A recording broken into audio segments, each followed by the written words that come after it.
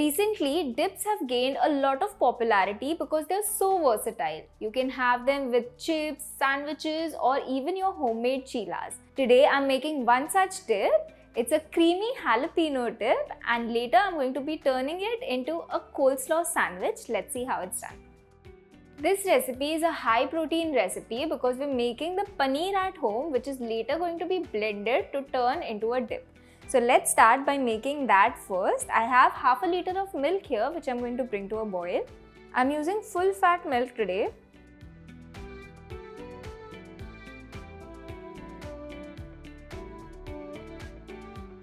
Once the milk starts boiling, turn off the flame and add 1 tablespoon of lemon juice to it. Stir it and set it aside for 5 minutes. As you're mixing it, you will notice that the curds separate from the whey. After 5 minutes, once it's nicely settled, we're going to strain it. And now I'm going to place a thin cloth over it just to make sure none of the small particles escape. Now let's pour our mixture on this. To make sure that all the water is drained out, I'm going to keep a measuring cup and something heavy on top. I'm using a pestle. Now we're going to let this cool completely. It's been 30 minutes. Let's have a look at our paneer. This looks ready now. Most of the water has been drained out and we're left behind with lots of fat and protein. I'm going to add this to a mixer jar directly to turn it into a spreadable consistency. With half a liter of milk, you get about 100 grams of paneer.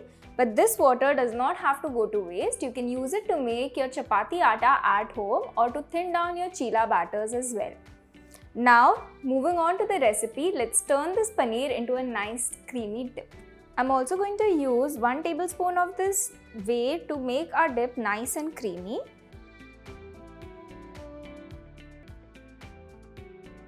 Add in 1 tablespoon of pickled jalapeno juice to give it a nice tang. A little bit of salt to season this. I'm going to blend this into a smooth dip.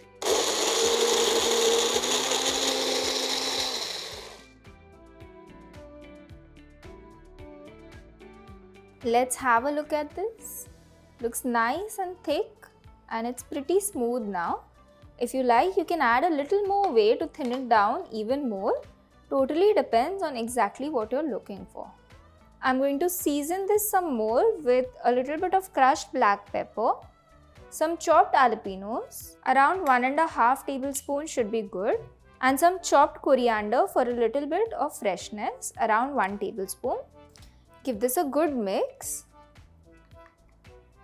And you'll have to set it in the fridge for about 2 hours to ensure that it sets properly and turns into a nice creamy dip.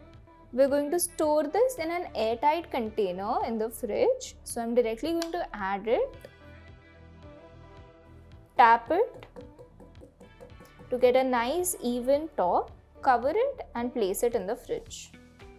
I've stored the dip in an airtight container which is chilling in the fridge right now, and I have a little bit of leftover in my bowl. I'm going to turn this into a tasty coleslaw by just adding veggies to it. I'm adding in some shredded purple cabbage, some white cabbage as well, around 2 tablespoons of each, and some grated carrots which are going to add a little bit of sweetness. We're going to quickly mix this, and our no mayo coleslaw is now ready. I'm going to use this as a filling in my sandwiches. I'm going to add a little bit of butter on some bread. And now I'm going to place our mixture. I'm going to cover it with another buttered bread. And now we're going to toast this on a hot tawa.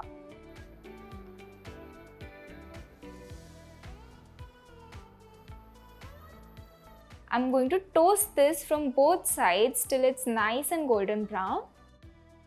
This creamy jalapeno dip is very simple to make and comes together in no time at all. You can make the stock for your entire week and store it in the fridge in an airtight container. You can try the sandwich out for your next breakfast adventure and let me know how it turns out in the comment section below. This is Chef Bhumika signing off from Rajshri.